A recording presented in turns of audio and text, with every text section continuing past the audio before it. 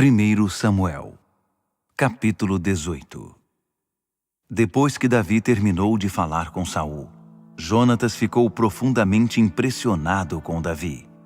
Um laço muito forte de amizade se desenvolveu entre eles. Jonatas se comprometeu totalmente com essa amizade com Davi, e desde então passou a ser seu principal defensor e melhor amigo. Saul acolheu Davi em sua casa, para que ele não retornasse mais à casa de seu pai. Jonatas, pela forte amizade que tinha com Davi, fez um acordo com ele. Ele o formalizou com uma dádiva. Entregou a ele a sua vestimenta real e suas armas, armadura, espada, arco e cinturão. Tudo o que Saul mandava Davi fazer, ele fazia, e fazia bem feito. Ele era tão bem-sucedido que Saul o encarregou das operações militares. Tanto o povo quanto os membros da corte de Saul aprovavam e admiravam a liderança de Davi. Quando o exército voltava para casa depois de Davi ter matado o filisteu, as mulheres saíram de todos os vilarejos de Israel, cantando e dançando, recepcionando o rei Saul com tamborins, cânticos festivos e gritos de vitória. As mulheres cantavam com alegria. Saul matou milhares, Davi dezenas de milhares. Saul ficou muito incomodado com aquilo.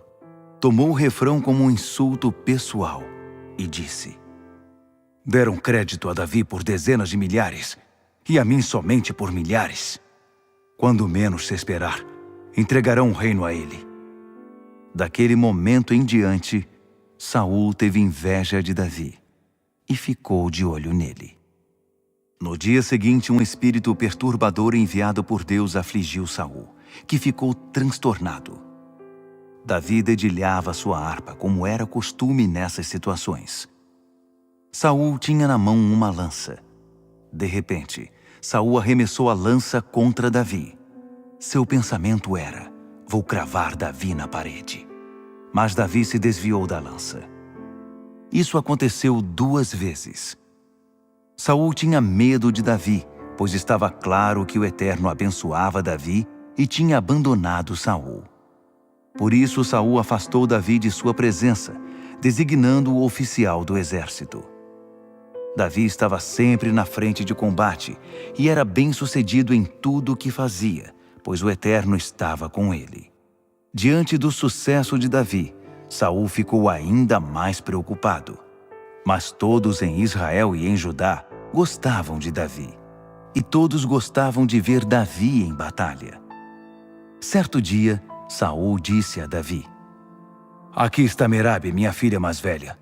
Quero dá-la em casamento a você, mas preciso que você mostre sua coragem para mim, que lute as batalhas do Eterno." Saul estava pensando: os filisteus o matarão por mim. Não precisarei levantar a minha mão contra ele. Constrangido, Davi respondeu: "Você fala sério? Sou de uma família humilde. Não posso ser genro do rei." O casamento de Merabe e Davi foi acertado, mas perto da data marcada, Saul voltou atrás e entregou sua filha a Adriel de Meolá. Nesse meio tempo, a outra filha de Saul, Mical, se apaixonou por Davi. Quando Saul soube disso, ficou contente e pensou: tenho outra chance. Mical será a armadilha, o pretexto para mandar Davi a uma guerra em que os filisteus com certeza acabarão com ele.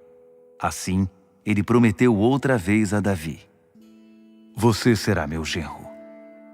Saul ordenou aos membros da corte: "Digam a Davi em particular: o rei está muito contente com você, e todos na corte gostam muito de você.